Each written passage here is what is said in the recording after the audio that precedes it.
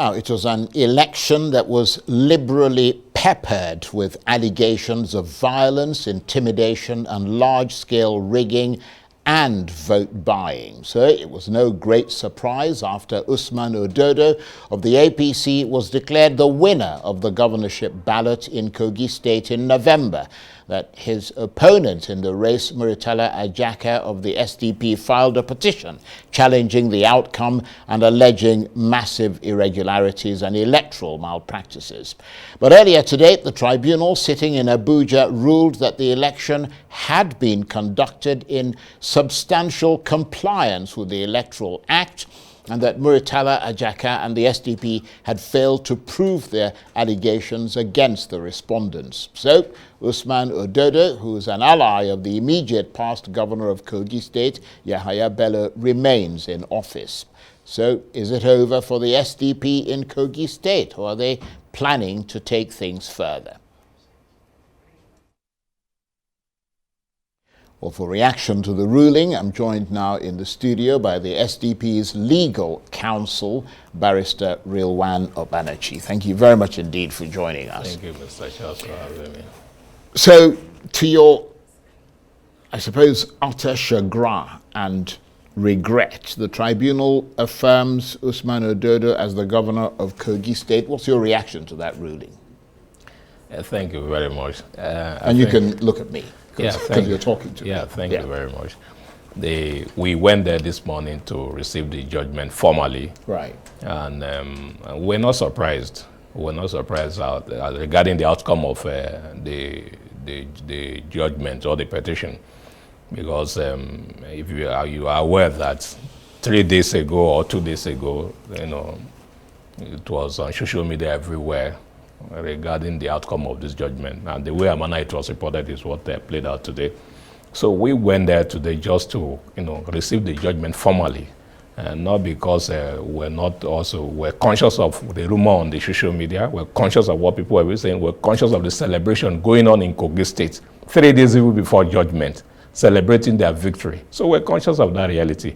But as part of our duty, we are not politicians. So we went there as lawyers. So we had to be there to discharge our responsibility towards our clients. By insisting that we'll be there, whatever that it's worth, we have to be there and receive the judgment formally. The informal information is not enough. We need to be there to confirm that which we have been hearing. So it was an unfortunate situation that 3 days to judgment, people are already jubilating across the states. So what do you think happened there? Oh, we don't know. We don't know. There's a relationship between what happened during the election and what happened now. Before the election, it was also reported, even your station reported it, how result sheets were prefilled. A day before the election, the results were prefilled. Very early in the morning of the day of election, around 8-7, results were already on social media. Prefilled results were already on social media. And this one, days to the election tribunal judgment, the outcome of the judgment is already being celebrated. So there's a problem.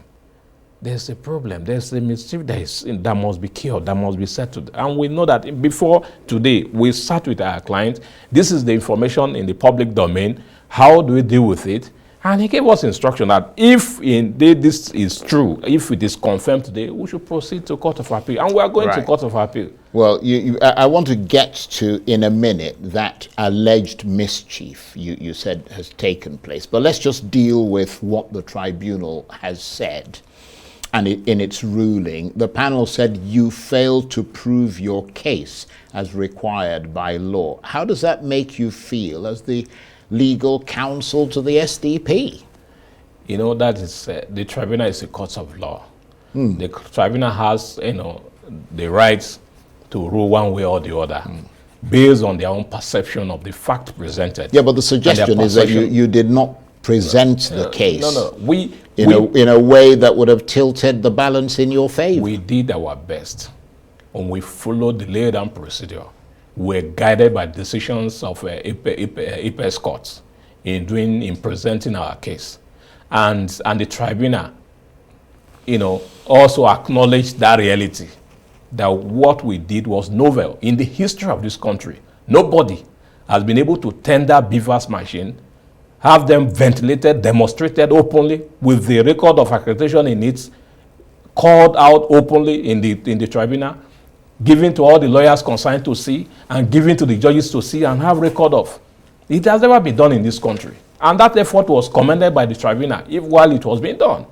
So it is a no. So this is an opportunity missed. But I know this error will be corrected as we proceed upstairs. It will be corrected. This is an opportunity for us to rewrite or for us to settle this problem we have with our electoral system. And the international community, Nigerians, everybody has been waiting to see this day, to see that we have come to a point that overvoting or non-compliance can be proved in our courts. Without, what are we expected to do? We did everything that we could do. We bring Beaver's machine, we bring Beaver's screenshot of all the Beavers in the polling unit we were challenging. We brought them, we tendered them. We brought the Beavers, we tendered them, we demonstrated them, we ventilated them. So, and the tribunal gave us order that compelled INEC to come and testify, to also bring Beavers, open them up, and demonstrate them. We complied with that order. The INEC person came, that is PW1, demonstrated the Beavers based on the court's order. But today, in the wisdom of the court disassociated itself from that order, that it was made per incurium. And whether indeed it was made per incurium, or whether the tribunal even has the right to overrule itself, an order that was subject of an appeal before the Court of Appeal, and the appeal was withdrawn and dismissed, whether the tribunal has that right is what we are going to the Court of Appeal to test. So we don't have any rights to condemn a particular judge or a particular court, but we have the right to criticize judgments of court. And we also have the right to challenge the judgment of court. And that is the right that we're going to exercise at the Court of Appeal, and even it be at the Supreme Court. Well, without putting you in an awkward position, given the fact that obviously you're a lawyer who's going to be appearing before the judiciary going forward, I mean, you've told us that the people in Kogi State were celebrating 3 days before the judgment was delivered. I mean, that's a reality. Doesn't that raise questions? I mean, does that raise enough legal questions to add to your case? No. That is not part of the proceedings of the court. That is just politician way of showing or flexing muscle. Right. Now we know what is going to be the outcome of the judgment. We are privileged to know. And let's see, do you know that since Wednesday or Thursday last week, the rumor that this judgment was going to be delivered today was already, it was not even a rumor. The news was everywhere, published by different reputable newspapers, that the judgment was going to be delivered today. We reached out that this is the information we're getting, and the secretary to the tribunal said, no, there's nothing like that. Behold, yesterday, in the morning or in the afternoon yesterday, we received notice confirming that which has been in the news for almost a week. It's unfortunate that politicians are trying to ridicule the system. Why do we, even if you have all the assurance on earth, why must you go and be celebrating in the state? You are casting aspersion.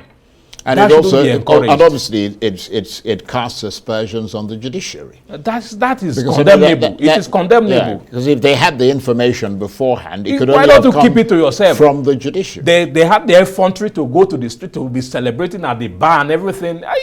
Why don't you keep it to yourself? It's unfortunate. It is unfortunate. So your advice to the SDP, beyond what they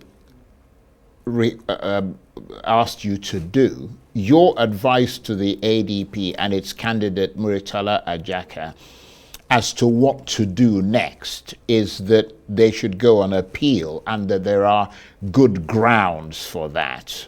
Or would your advice be against such a move? Because I'm wondering how thoroughly you thought the tribunal might have handled this case. Now, the right to go on appeal is that of our clients. I know it's a right, but I'm saying that you would still have to advise your clients. Of course, not advising our clients to proceed to the Court of Appeal. Or you just take instructions. It's an admission. It's an admission that what we have done or what the tribunal said is correct. What the tribunal said is not correct as far as our own understanding of the law is concerned. And we have advised our client as regards the rights of appeal. And our client has given instruction, like I told you, even before the judgment is read today, because the news of the judgment was already in the public domain. What was going to happen was already in the public domain. No, you've said But that. we said, okay, let us go. Whatever be the case, let be there. If it is true, we'll proceed on appeal. If it is not true, to God be the glory.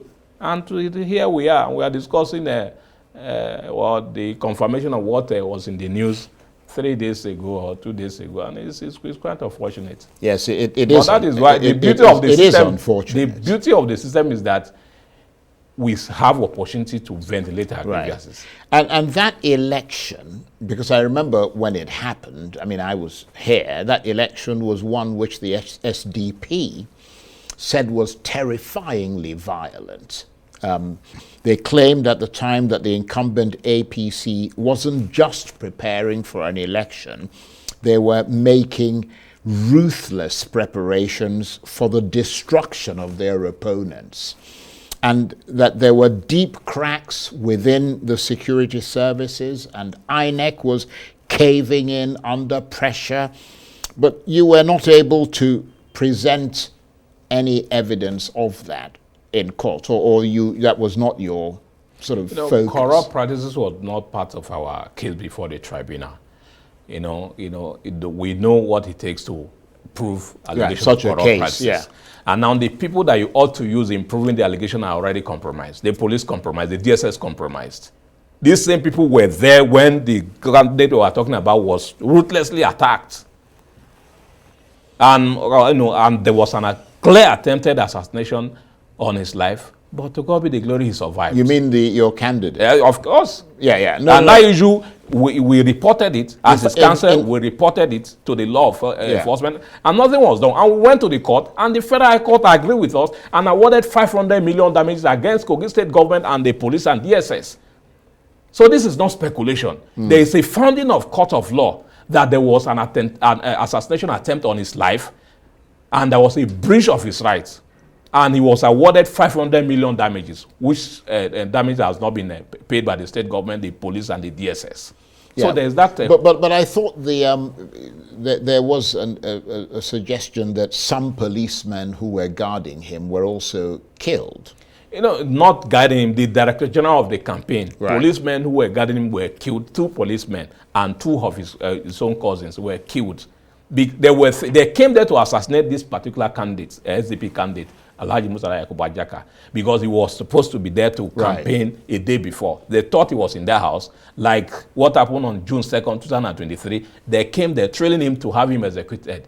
But unfortunately, he couldn't, because of another development, the need to sign peace accord. He couldn't go to Amba, and that is what helped, what saved the day. But if policemen were killed, you would have thought that would be enough incentive on the part of the police to actually investigate and put their weight behind your case. I thank God that you are a Nigerian. We have written several petitions to the Nigerian Navy because a Navy personnel was involved.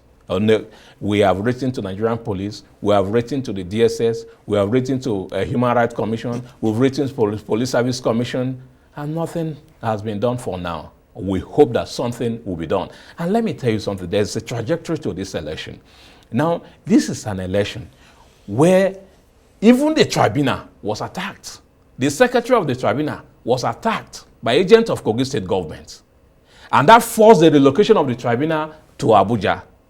INEC, the resident electoral commissioner in Kogi State, was attacked. Cars in his compound, everything burned down. He escaped. Until now, I don't think he is going to Kogi State. Or he operates from Abuja here or outside Kogi State. Yet, we are here discussing what we are discussing. Well, actually, it's quite unfortunate. In fairness to the point you're making, although these are obviously allegations, I think one of your people... Mr. Charles, is beyond... I've told you that it's a court judgment. Yes, I understand that. But, I mean, I think one of your people at the time described it as a pandemic of intimidation. that was being unleashed by, but the impression that we got was that opponents were unleashing it against each other, and whoever has the strongest might comes out on top. So the SDP is not exonerated, the APC is not exonerated, nor is the PDP exonerated. They all attack each other. No, the SDP, but whoever has the power of incumbency. Already there's a court pronouncement. There's no court pronouncement against SDP and its candidates, but there's a court pronouncement against Kogi State government, the law enforcement agency. There is a court pronouncement. To that extent, we can say they cannot exonerate themselves. But SDP and its candidate can exonerate themselves as far as this violence is concerned. Right. And how do you expect the SBC to even perpetrate violence against a sitting government, a sitting governor? So why do you think Nigerian elections are so unbelievably violent? It's because of the do or die attitude of our politicians, particularly those in government, those who have access to government resources, government facilities. They use it to their disadvantage, to the advantage and to the disadvantage of the other candidates and Nigerians. So that is the problem. This attitude of I must win, this attitude that I'm invisible, this attitude that whatever I say must be. Like former governor of Kogi State, the fugitive Yaya Bello, declared himself as God in Kogi State, but to God be the glory, he has been humbled. He is now a fugitive. He cannot come out again and unleash the terror that he used to unleash. But the fact remains, the beauty of it is that power is transient, like we said. 8 years ago, it was as if heaven was going to fall. But heaven did not fall. Yeah, but it makes no difference to the ordinary people of Kogi State. Because if the violence continues to occur, and if the abuse of power continues to occur from one administration to the next, it makes no difference to the people, whether it's Yahaya Bello, and I'm not alleging anything against him, but whether it is one government or another government. You see what I mean? It makes no difference. It's just, as far as the people are concerned, they are constantly leapt on from a great height by the people who are supposed to protect them. You see, we have a different regime.